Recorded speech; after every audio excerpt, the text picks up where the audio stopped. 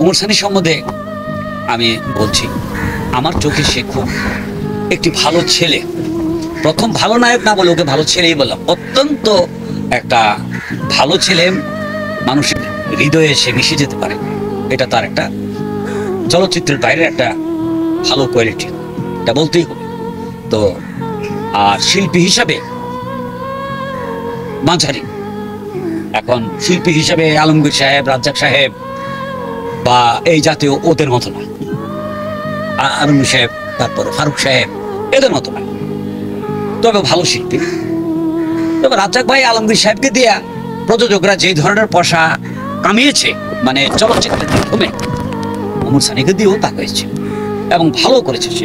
যেমন আমার একটি ছবি প্রেম গীত, ওই ছবির আগে ওমর সানি তেমন কিছুই ছিল না, জাস্ট নায়ক ছিল। আমি তাকে নিয়ে প্রেম গীত করলাম, ছবিটি মুক্তি পেল রোজারিতে।